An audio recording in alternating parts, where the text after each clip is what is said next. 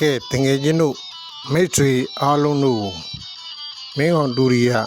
လိုက်လဲစွာကြိုဆိုပါတယ်ခင်မင်းစွာနှုတ်ခွန်းဆက်ပါတယ်မင်္ဂလာပါတငယ်ချင်းတို့ဒီနေ့3လပိုင်း23ရက်နေ့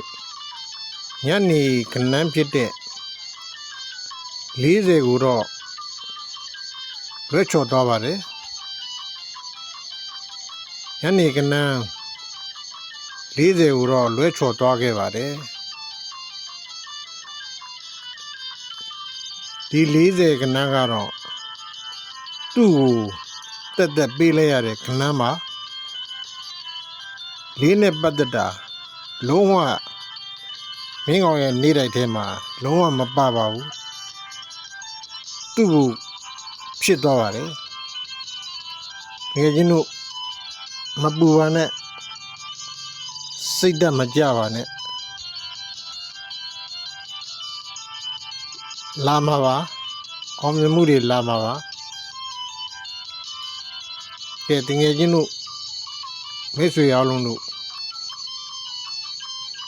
3လပိုင်း24ရက်နေ့နန်းနဲ့အတွက်နေ့တိုက်ခဏန်းနေကိုတင်ပေးထားလိုက်ပါပြီအဲ့ဒီမှာကြိုက်ွက်တွေပါတယ်ဆိုရင်ခဏန်းနေကိုကြိုက်တယ်ဆိုရင်ယူပြီးတော့ကစားနိုင်ပါတယ်လှုပ်ရှားနိုင်ပါတယ်အောင်နာမှာဒေဘူးကြိုက်တယ်ဆိုရင်တော့3ခွက်ပေးထားပါတယ်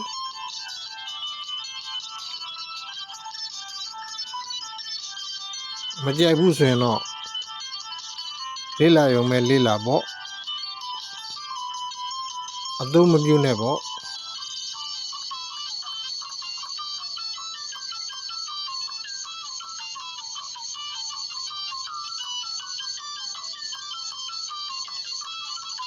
တငယ်ချင်းတို့မိတ်ဆွေအားလုံးတို့မင်းအောင်ကပြောနေကြစကားကိုပဲထပ်ပြောရမှာပါပဲမင်းအောင်ကတလုံးပိုင်းမသုံးပါ1ချိန်မသုံးပါနေ့တိုင်းကီသုံးလို့မသုံးပါနေ့တိုင်းဘရိတ်တွေလည်းမသုံးပါ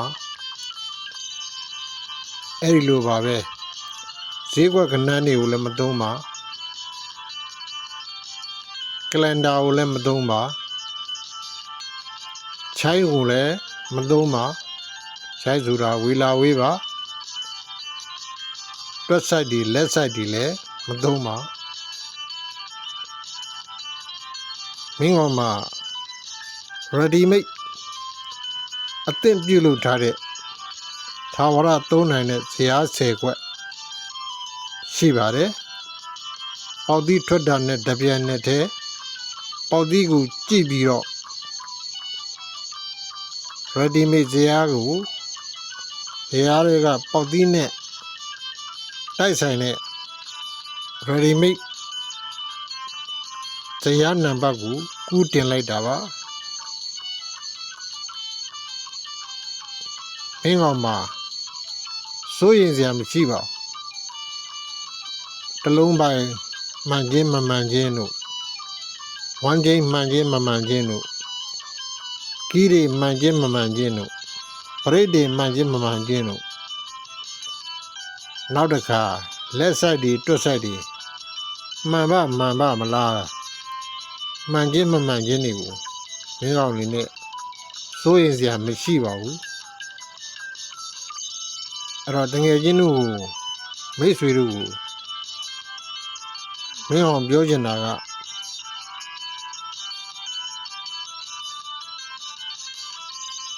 အဲ့တော့မင်းကောင်ကဒီတလုံးပိုင်နေ1ချိန်နေကီးတွေမသုံးတဲ့အတွက်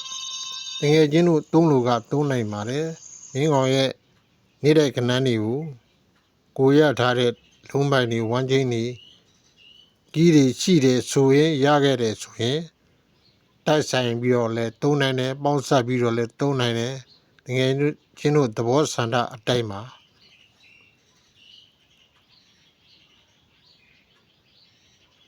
တကယ်ချင်းတို့ပြောချင်တာကမင်းကောင်က 10ချိန်လုံးမှာ10ချိန်လုံးမှန်လိမ့်မယ်လို့တော့မပြောလို့ပါဘူးမှန်တဲ့သတင်းပတ်တွေလည်း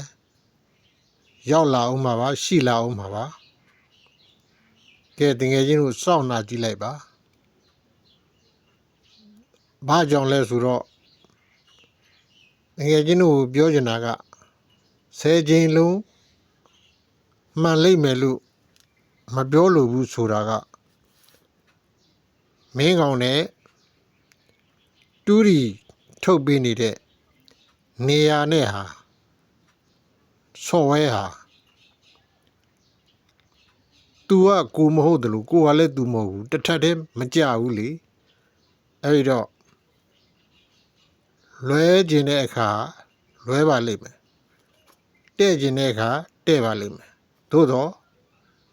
မင်းကောင်ကထွက်ပေါက်တွေကိုပိတ်ဆို့ပြီးတော့ကစားတဲ့နီးဖြစ်လို့အောင်မြင်မှုရာခိုင်နှုန်းကတော့များပါလိမ့်မယ်အဲ့ဒါလေးကိုတော့တကယ်ချင်းတို့ပြောချင်ပါတယ်အောင်မြင်မှုရာခိုင်နှုန်းကတော့များပါလိမ့်မယ်မင်းကောင်ရဲ့